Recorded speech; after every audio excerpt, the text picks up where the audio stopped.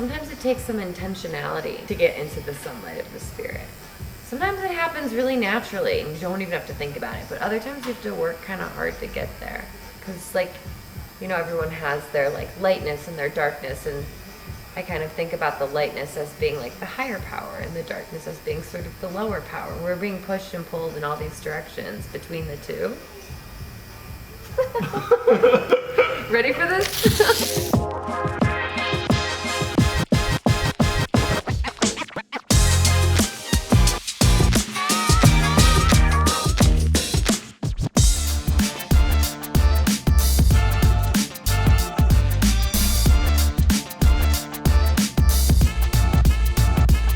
When things are just going just right, like you're in your flow, you're finding your purpose, everything feels easy. You just feel like you're talking to the right people.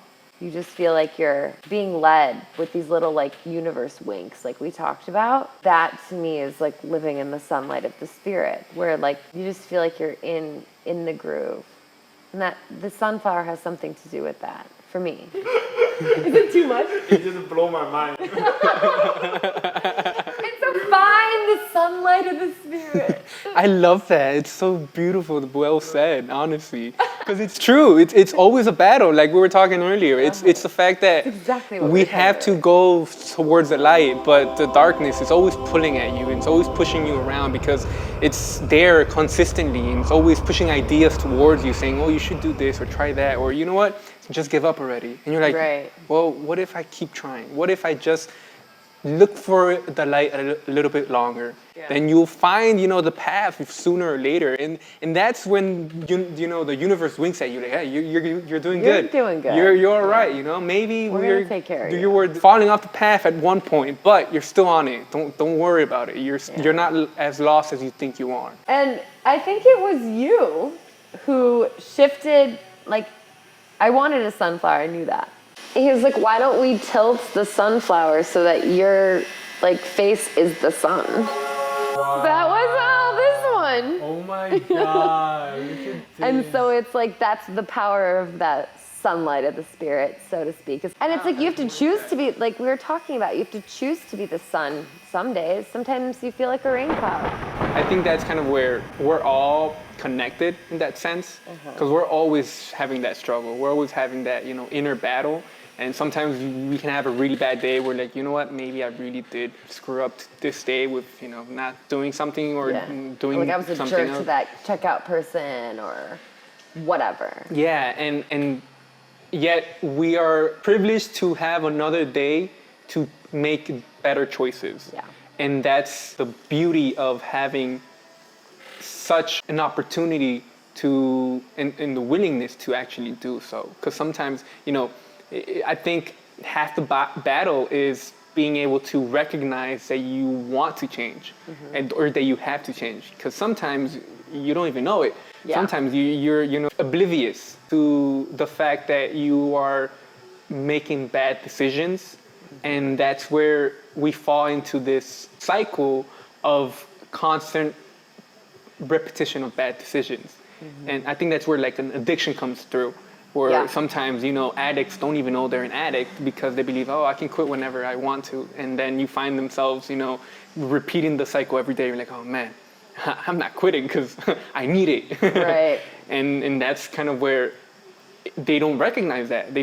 They lose themselves in this addiction. And then we see how it starts to eat them away little by little. And it's kind of like, whoa, having the opportunity to recognize, to see that you have an addiction and that you have a problem, that's half the battle right there, you know? And that's where you can actually start to take steps to improve or to make something of it. And even just, you know, recognizing it is a huge step. Even though you're not, like, getting stoned when you're smoking a cigarette, it still is like an opportunity to check out. You have to go, usually you have to leave. If you're with a group of people, you have to go leave.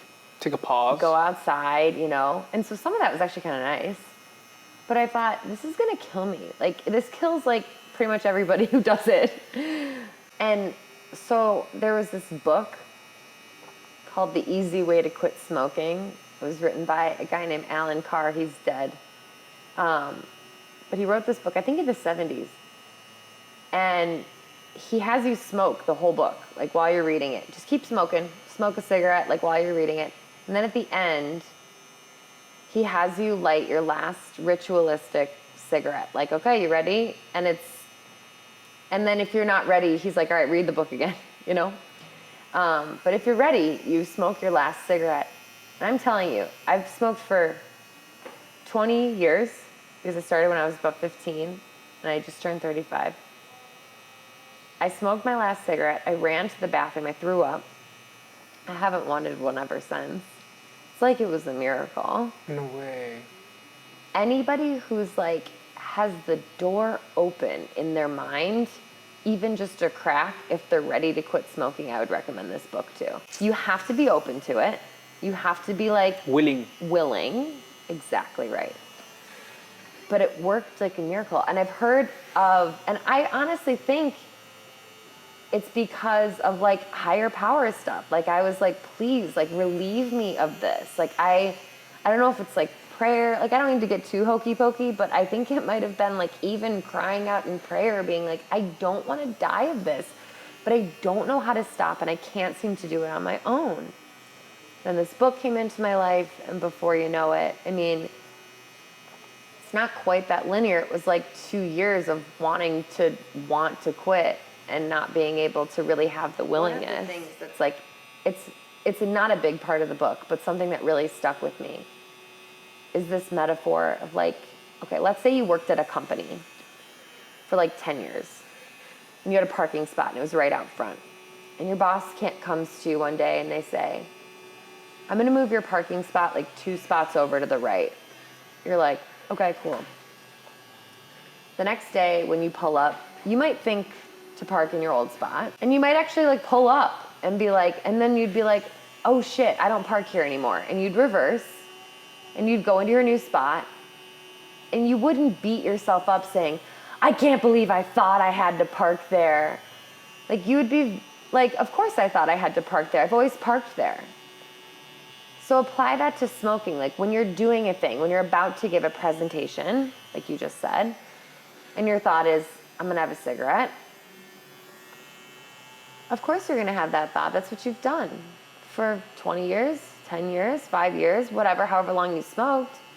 It's okay to have that thought. Don't beat yourself up. I don't park there anymore. Move on. Take a couple deep breaths, eat an apple, whatever. But you don't have to beat the shit out of yourself for having the thought of like, this crutch I've used forever that always worked and is no longer working for me. No wonder you had the thought to go to it. There's like a reason why, because it worked at one point. Or you thought it did anyway, you know?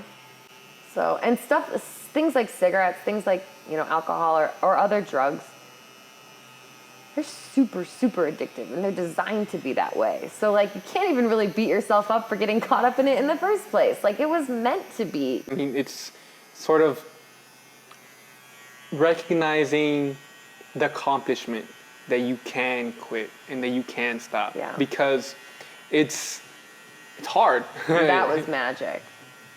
Being like, one day I'm a smoker and the next day I'm not. Imagine what else.